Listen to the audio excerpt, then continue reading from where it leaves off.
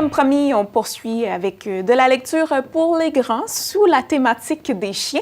Donc, je suis bien curieuse, Gloria, de voir ce que tu nous proposes comme lecture cette semaine. Donc, okay. on y va avec lequel? Je vais commencer avec celui-là. Oui. Gisèle et moi. Oui. C'est l'histoire. Moi, je sais, hein, je vous raconte pas l'histoire, je vous donne juste les grandes lignes, mais ici, il faut que je vous donne un contexte. Parfait. C'est pas les deux romans que je vais présenter. Oui. C'est pas une histoire de chien, c'est une histoire où le chien joue un rôle avec un être humain. Oui. Gisèle, c'est un gros chien boule mastif qui pèse peut-être 160-180 livres. C'est vraiment de la bête. C'est vraiment de la bête. On suit... c'est une histoire vraie. OK? À la sauce un peu à la Marley. Tu sais, le film Marley, le chien... oui. Alors, c'est la jeune fille qui vit une problématique difficile avec sa mère. Et puis, lors d'un rapprochement, sa mère lui dit qu'elle va lui acheter un chien. Et c'est là qu'ils achètent Gisèle. J'ai tellement de misère. Et puis, ben, c'est ça. Malheureusement, le rapprochement ou la situation dégénère et puis la problématique avec sa mère s'amplifie. Et la jeune fille était très près de sa mère. Elle est vraiment affectée par cette cause-là. Et puis, c'est le chien qui va devenir son antidépresseur un petit peu. C'est le chien qui va l'aider, oui, avec sa façon de vivre, avec sa façon de la regarder. Tu sais, le chien vit le moment présent. Le chien ne se pose pas de questions. Dans le film Marley, on dit toujours que le chien a un amour inconditionnel, c'est-à-dire qu'il se fout que tu sois beau ou laid, que tu sois riche ou pauvre, il se fout de tes habits, de ta maison. C'est toi qu'il aime. Et ça, ça va la tenir dans le moment présent. Et c'est ça qui va faire qu'elle va passer au travers les situations difficiles. Oui. Malheureusement, un chien, quand on adopte un chien, l'espérance de vie d'un chien, c'est pas comme un adulte. Hein? Alors, quand on adopte un chien, il faut tout de suite se préparer qu'un jour, il va partir avant nous, en principe.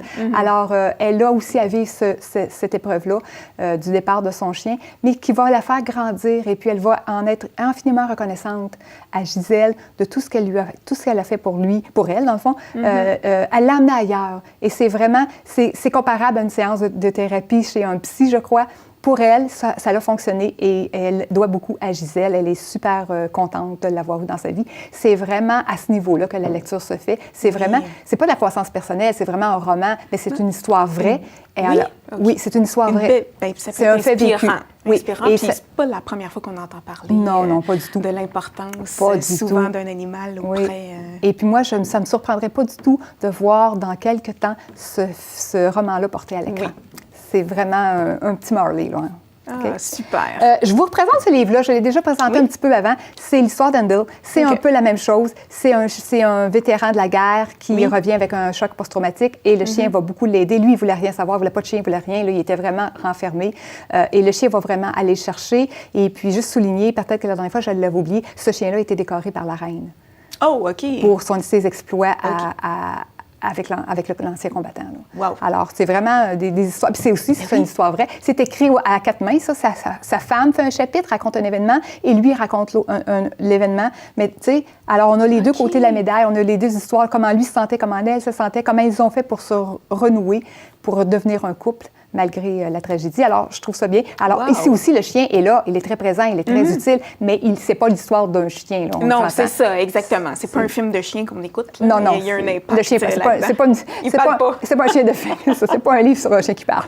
Exactement. Je poursuis avec celui-là. Oui. Alors, comme on a fait tantôt les livres d'enfants pour les chiens, ça peut donner le goût d'avoir un chien. Je pense que je vais encore en parler d'adopter de façon éthique. Oui. Alors, c'est important de trouver la bonne race de chien pour nous. C'est important de bien magasiner son chien. Il y en a plusieurs livres sur comment choisir son chien ou le chien idéal pour nous. Oui, c'est vrai, c'est important. Parce que souvent, il va avec un coup de cœur vite fait dans une vitrine. Il ne faut pas. Les chiens ont des races, les chiens ont des tempéraments, les chiens ont des besoins spécifiques. Un chien qui nous correspond. Il y a des chiens qui ne sont pas... Si je prends mon exemple personnel, j'ai un Pyrénées des montagnes. Ce n'est pas un premier chien à acheter. C'est un chien qui est très difficile à élever. Alors, ça prend vraiment... Et celui-là, je l'ai choisi parce que, justement, c'est facile. Oui, parce que les enfants peuvent vraiment voir... il y a plusieurs catégories. Oui. Est-ce que c'est un chien de famille, un chien pour des enfants, pour des adolescents, un chien tranquille, un chien agité, un chien qui a besoin de beaucoup d'exercice? Et c'est pas dit en mots, c'est illustré. Alors, même un enfant très jeune, on peut se dire, ben, tu le trouves bien beau, là, mais papa, maman n'ont pas le temps de le faire courir pendant 4 heures par jour. Tu comprends? Ou il va manger les murs pendant qu'on est parti. Et c'est toi qui vas aller prendre les marches à chaque soir. Et il pèse 120 livres, je pense pas que tu sois capable de le promener convenablement. Oui, alors, c'est facile de faire un bon choix éclairé et d'impliquer l'enfant dans le choix. Oui, aussi. Bien important. Alors, super.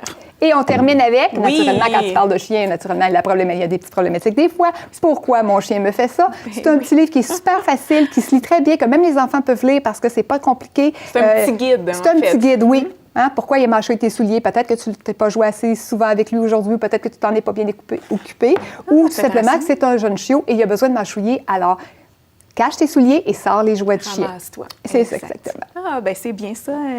Très intéressant merci quand même. Beaucoup, impressionnant de se débrouiller avec une thématique sous les chiens pour les adultes. Puis finalement, ben, on repart avec ça. Puis plein de beaux choix intéressants. C'est des lectures très inspirantes, je vous le dis. Oui, qui font du bien. Oui, ça, je suis très d'accord avec ce que tu nous as raconté, même si tu nous as laissé en suspens un peu. Un petit peu, juste un petit peu. Quand même, on a hâte de lire ça. Donc, merci, Gloria. On se retrouve la semaine prochaine.